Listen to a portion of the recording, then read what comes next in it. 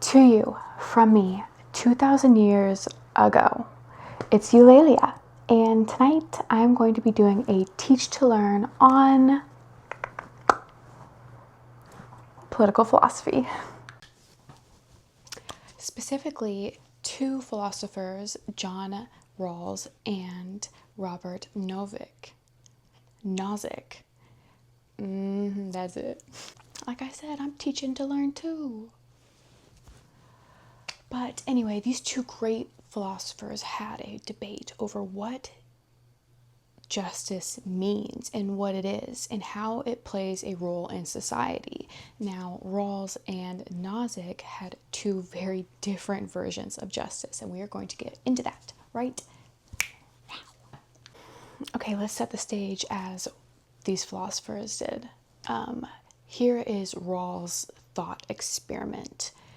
You go to bed tonight, you wake up, and you have no idea who you are, what your job is, what society you live in, what your strengths, what your weaknesses are, whether you're rich or poor, and you're tasked with creating a society from scratch. Would you build a system based on fairness, just in case you land at the bottom, or would you create a society based on what you earn is what you get to keep? This thought experiment is called the Veil of Ignorance. Now, you're going to have to do this thought experiment yourself and see where you lie if you had to play into this Veil of Ignorance. However, Rawls, adversary here, and libertarian philosopher Nozick said that this is in no way a helpful thought experiment when it comes to identifying justice within a political system. I'm gonna freshen up as I yap. But Nozick says that identifying justice within a society is not about honoring fairness, it's about honoring individuality and protecting what is earned, even at the expense of fairness.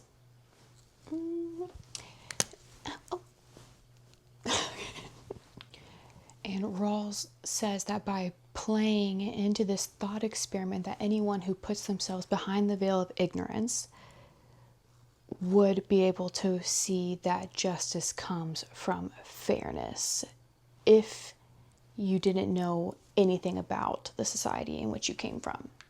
Okay, and then a memory aid or tool to help you remember John Rawls' philosophy is rolling the dice. He rolls the dice on life, and by doing so seeks to protect the unknown. Rawls has two principles of justice: the equal liberty principle and the difference principle. The equal liberty principle is the idea that everyone should have the same basic rights and freedoms, and the difference principle is that inequalities are only allowed if they help the least advantaged of society. And an example of this logic behind the veil of ignorance: if you were to cut a cake, you would probably cut each slice to be the same, just in case you got the smallest piece. So who would agree with this type of understanding of justice? Progressives and social democrats would understand a society and define justice seen through this veil of ignorance.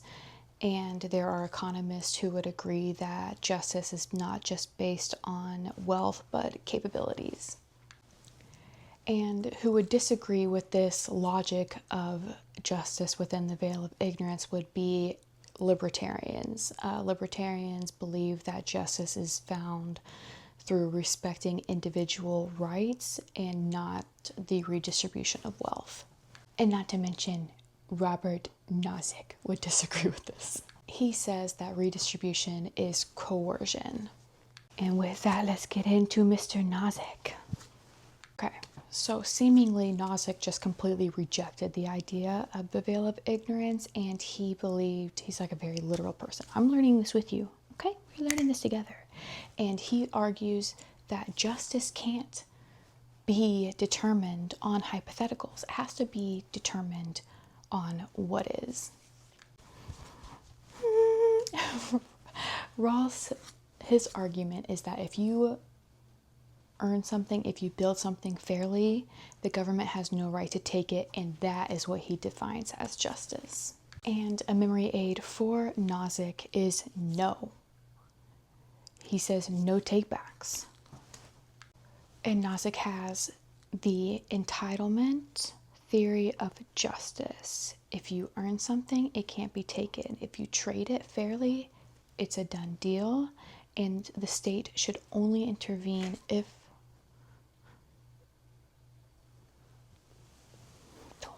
I got scared. If someone cheats you. A famous example, ironically, well, not to you because you might be a man, but is LeBron James.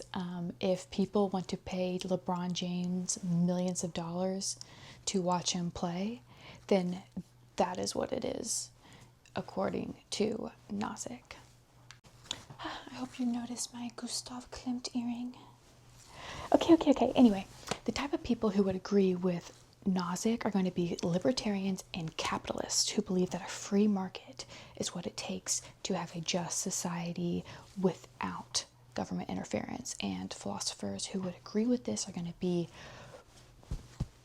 Ayn Rand and Milton Friedman. Now, who disagrees with this would be John Rawls and social welfare advocates who believe that wealth isn't just about effort, it's also about luck. And utilitarians would also disagree with Nozick's entitlement of justice theory because they believe that the redistribution of wealth is necessary because it maximizes happiness for more people. So still we have the question, what is justice? Does it start at the beginning and focus on fairness, or does it protect individual rights no matter the consequences? An analogy to help you understand the debate between these two philosophers is Rawls will cut the cake evenly in case everybody does want a slice. Nozick says whoever bakes the cake determines the slices. At the end of the day, Rawls and Nozick are not just names in a textbook. This is a core question that is found in almost every political and ethical debate. Fairness or freedom? Okay, personal thoughts. Fairness or freedom? It's an interesting time for me to be doing this video as I'm reading Ayn Rand's Atlas Shrugged, and I have been very enamored with Ayn Rand. I've been very appreciative of her respect for ability and accountability. This is something that I'm very passionate about. However, I don't agree with the lack of empathy, and I also question, well, it's so hard. Obviously, this has been debated since the beginning of society. Because to me, if I create something, right, like let's play it forward that all of a sudden I become this huge YouTuber or whatever. At what point does my idea and my decision to do this become somebody else's? Where is that flip? And I don't agree with that. However, if we're talking mega millions and even taxation in general, I do believe in this kind of social contract where I couldn't even make this money or achieve these goals if I wasn't protected under the state that allows me the freedom to do something like this. And that to me is worth protecting and worth contributing to. And if I'm going to contribute to it, I would hope that it would go to someone who may need it. However, what I'm so passionately aware of is the incompetence within our society. And unfortunately, there are a lot of people who play the system and get away with it. I don't think that's fair to people who work their asses off every day, but I do have more of a positive limelight than I think Rand did in this example, just because I'm sorry, I keep looking at the books on the ground and I've been reading it for months. But I believe that there are more good people than bad.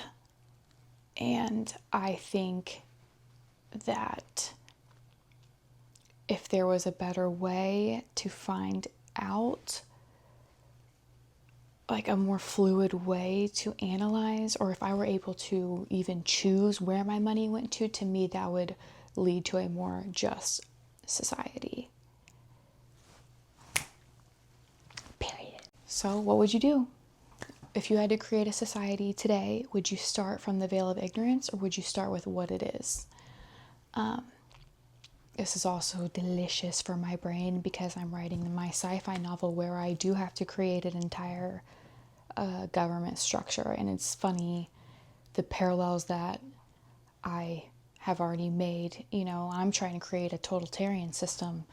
So to show the extremes of what happens whenever someone like even an extremist Rand would turn into a totalitarian out of desperation to save human consciousness through the despair of those who take advantage of work ethic.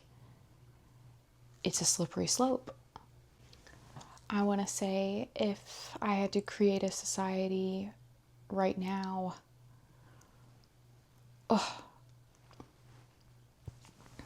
I mean, how semantic are we getting? I just don't like semantics. I like logic, and I like making decisions based on reality.